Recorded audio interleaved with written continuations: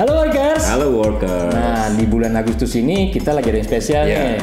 Apa yang spesial? Ya aja lah. Spesial paket telur. Spesial paket telur. Jadi di bulan Agustus ini kita lagi ada event bagi-bagi hadiah dalam bentuk uang lah.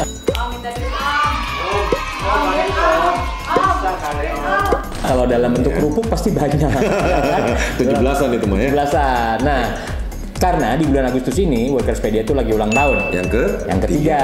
Jadi kita akan bagi-bagi uang jutaan rupiah. Hadiah ya. Bagi-bagi hadiah. Nah, syaratnya gimana, Bro? Buat teman-teman workers nih, syaratnya kalian tinggal tontonin konten-konten dari Workerspedia. Gampang kan? Nah, di situ nanti akan ada pertanyaan yang isinya adalah seputar konten-konten dari Workerspedia. Pertanyaannya ada di mana? Pertanyaannya ada di Instagram dari Workerspedia @Workerspedia. Jangan lupa untuk di follow juga ya. Di follow juga. Jadi kalian syaratnya adalah harus follow Instagram Workerspedia sama harus follow juga YouTube-nya dari Workerspedia. Follow, subscribe. Subscribe, komen dan like. Subscribe, komen dan like. Dan jangan lupa juga untuk ditonton ya. Ditonton. Oke, sip. Sat. Langsung dapat kerja di Workerspedia. Bye.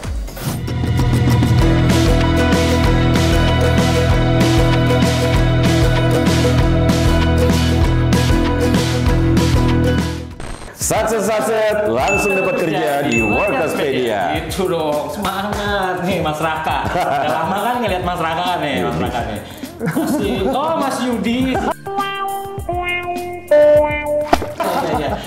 Ya itulah pokoknya. Udah pokoknya itulah. Oke. Kita kemarin udah ngobrolin soal masih ngobrolin soal kerja ke luar negeri ya. Betul. Jadi Mas Raka ini sangat yakin gitu kalau kerja ke luar negeri itu memang bagus ya. Betul, bagus karena memang mereka yang kerja di luar negeri itu sebenarnya menambah devisa negara gitu, Bro. Alasannya hanya menambah devisa negara. Sama kalau misalkan laki-laki itu kan memang harus boleh dibilang itu inilah ya, kerja di daerah lain gitu workers ya. Jadi memang benar-benar harus dia mandiri dan dia nggak harus selalu berpatokan kita harus kerja di dalam negeri gitu. Tapi apakah memang harus keluar negeri kalau misalnya mau tadi udah bilang mandiri segala macam, kan negeri nggak bisa? Minimal kalau di Jakarta mengurangi kemacetan yang ada di Jakarta. Kan dengar Jakarta tuh polusinya lagi luar biasa. Iya, betul. Ya, mungkin jadi ceritanya nih Mas Raka punya teman teman yang memang dia di luar negeri. Sebetulnya gue penasaran juga seperti apa sih kerja di luar negeri. Siapa tahu temennya bisa mencerahkan dan merubah mindset gue supaya gue mau bekerja di luar negeri. Nah, gue udah tersambung. Mas Raka kenalin dong. Iya, oke. Kan temen lo. Workers, jadi gini, salah satu teman gue nih yang udah cukup lama juga kerja itu di daerah di negara Jepang. Di Jepang ya, di Jepang di mana seperti kita tahu Jepang itu negara yang penuh dengan teknologi ya, gitu ya, teknologi yang. Gua kalau ngomong Jepang sih bukan teknologi sih, gua kenalnya Gundam.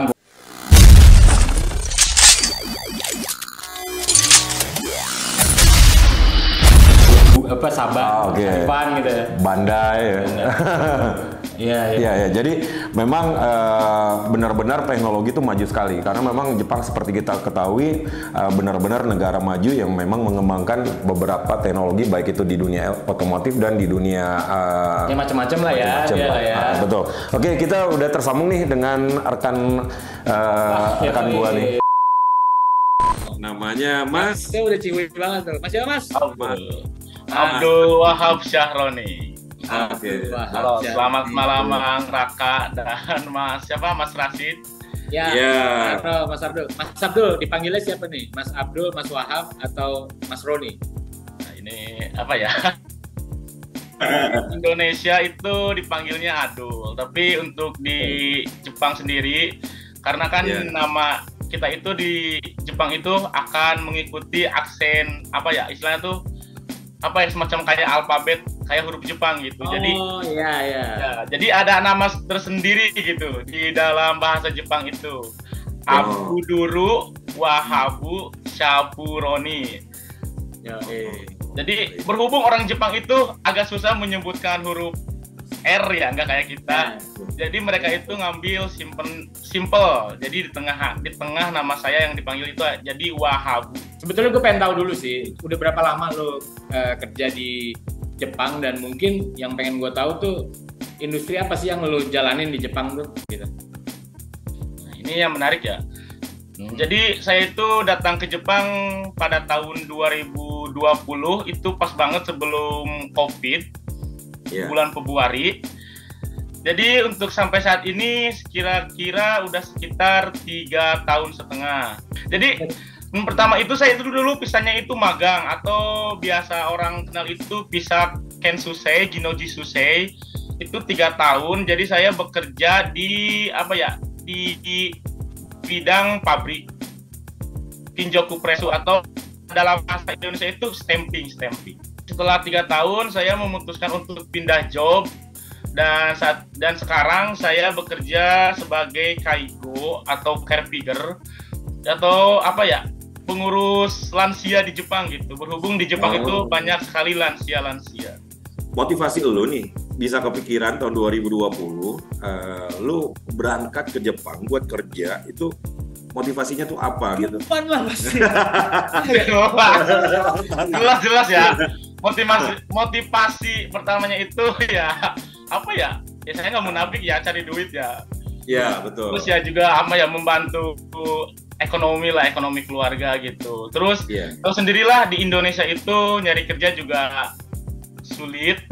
Apalagi ada batas-batasan umur, kayak tinggi badan, harus banyak kualifikasi yang yang menurut saya itu di Jepang itu sama sekali nggak dipermasalahkan gitu. Persiapan jadi preparing diri lu sendiri itu apa aja sih gitu untuk kerja di Jepang itu? Iya. Pas dulu itu pernah bekerja di salah satu pabrik, cuman tiba-tiba langsung kepikiran saya ingin kerja di Jepang gitu. Habis itu saya daftar ke salah satu LPK yang ada di daerah Cikarang, Bekasi. Dan alhamdulillah satu kali tes itu saya langsung lulus psikotes, tes jasmani dan lain-lainnya. Alhamdulillah saya langsung lolos, langsung interview internal itu sama pihak yang punya yayasan. Habis itu saya langsung tes user, dan itu tes usernya itu juga saya itu dulu disandingkan dengan 11 orang, akan tetapi yang diambil itu cuma 3 orang. Jadi alhamdulillah dari 3 orang itu saya kepilih. Bro, sulit gak sih bro untuk tes itu, menurut lo gimana, kesulitannya gimana? Ya ada tes-tes yang menurut saya itu lumayan sulit sih, cuma kayak seperti tes matematika itu, psikotes gitu. Lebihnya gampang sih. Cuma sekali doang ya, ikut tes langsung lulus ya. Alhamdulillah. Jadi lu belajar apa aja? Belajar bahasa sama skillnya juga nggak sih yang dibutuhin buat di Jepang? Iya, jadi selama di LPK itu saya itu kurang lebih belajar sekitar 6 bulan ya kalau saya ya. Jadi setiap tergantung PT di LPK saya itu tergantung PT dan tergantung atau perusahaan itu estimasi berangkatnya itu beda-beda. Jadi kebetulan perusahaan saya itu hanya mematok saya itu untuk belajar kurang lebih sekitar 6 bulan. Jadi pertama itu udah jelas saya belajar huruf Jepang itu katakana, hiragana, kanji, tentang budaya Jepang, terus tentang suasana di Jepang tuh nanti bagaimana sih orang Jepang tuh, hal-hal yang tidak boleh dilakukan di Jepang gitu. Jadi kita tuh ada belajar namanya itu Nihongo no Bunka gitu, semacam kayak kebudayaan Jepang gitu. Itu ada modulnya ya? Ada. Jadi itu setiap seminggu sekali itu kita belajar tentang kebudayaan Jepang. Dan 6 bulan itu ngeluarin duit gak? Pertanyaan gua. Itu pasti sih ya, karena kita tinggal di asrama, jadi kita itu cuma mengeluarkan duit untuk kebutuhan pribadi kita gitu. Kayak macam sehari-hari kita buat beli-beli kayak semacam kayak buku atau makanan kita. Tapi beruntungnya di LPK saya itu setiap bulan itu saya dikasih uang pinjaman sebesar Rp500.000, jadi dikasih gitu. Tapi dibalikin lagi kan nantinya kan? Pada saat dia bekerja di Jepang. Iya, bener. Jadi saya itu semua biaya itu di cover semuanya itu di Jepang 100%, saya nggak ngeluarin duit. Jadi pada saat lo udah kerja di Jepang baru lo bisa mengganti itu ya, ceritanya begitu ya kurang lebih ya? Iya benar, dalam 1 tahun saya itu emang jangkanya itu dalam 1 tahun dicicil boleh ya. Tapi saya itu alhamdulillah untuk kemarin itu sekitar 4 bulan kalau nggak salah ya, udah lunas sih. Berikutnya nih bro, Ya. kalau aku mau nanya, lu berarti itu untuk ada biaya pendaftarannya berapa? Misalnya berapa belas juta atau berapa puluh juta sampai lu berangkat ke Jepangnya itu kurang lebih biaya yang lu keluarin itu berapa sih? Ini LPK saya itu terkenal sekali dengan biaya dana talang 100%. Jadi saya itu daftar gratis, saya itu cuma ngeluarin duit 1 juta, itu pun kalau kita udah dinyatakan keterima user Jepang. Dalam artian kita udah dinyatakan lolos sama pihak PT penerima di Jepang gitu. Misalkan, oke, Wahab, kamu lolos interview. Nah, setelah itu saya langsung medical dan hanya mengeluarkan duit 1 juta. Selebihnya saya untuk mengeluarkan uang pribadi itu tergantung kebutuhan orang masing-masing ya. Kan orang khususnya ada yang boros, ada yang enggak. Kalau saya sih kemarin sekitar 500.000 ya. Alhamdulillah sih dicukupin sih. Oke. Dan berarti dalam jangka waktu seperti yang tadi lo bilang nih, 4 bulan udah selesai untuk cicilannya, itu total yang lu bayarkan estimasinya berapa puluh juta gitu, yang memang akhirnya lu bisa selesaikan dalam jangka waktu 4 bulan. So, kalau saya itu ya, kemarin itu total semuanya itu 32 juta. Oh, 32 juta. 32 juta itu sama. Maaf, salah. 37. 37 juta. Dan itu udah sampai memang sudah bekerja di Jepang. Baru. Iya, benar. Baru itu setiap bulannya dipotong berapa juta gitu untuk mengembalikan yang 37 juta itu untuk dana talangannya ya berarti ya? Enggak sih, enggak dipotong. Jadi itu kayak kesadaran kita gitu. Oh, oke. Lebih kesadar diri sih.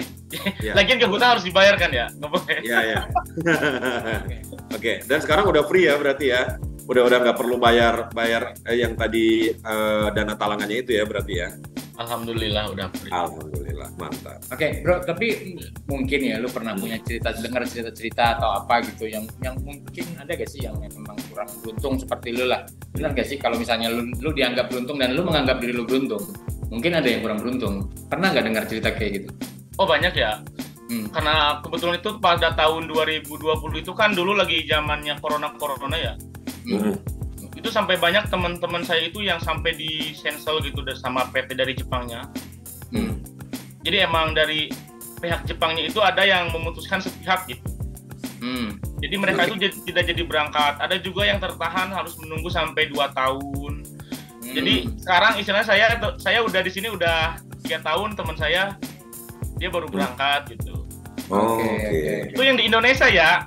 Belum lagi di Jepangnya itu banyak lagi cerita yang teman-teman saya yang kayak gawainya tuh kayak jobnya tuh di lapangan gitu, kayak konstruksi, kayak scaffolding gitu loh. Apa scaffolding tuh yang sering naik besi gitu loh.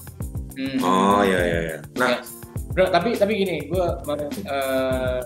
nanya lagi apa ya tadi? Gue jadi lupa tuh. Gue sih motong.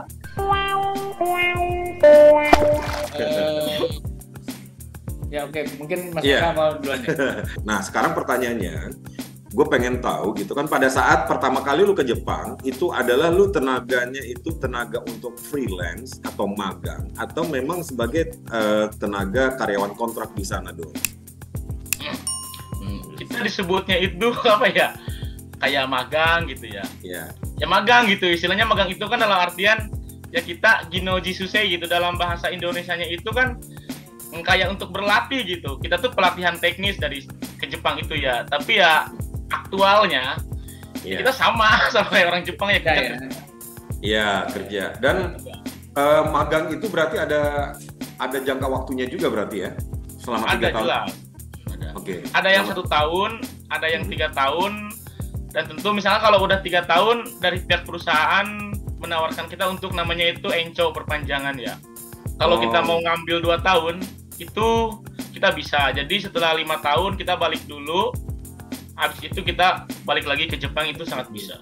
Apa sih yang harus diperhatikan gitu? Kalau lu pengen berhasil satu dan memang ya, sorry ya, nggak jadi kejebak gitu loh. Biar Acit juga nggak penasaran, gajinya berapa bro?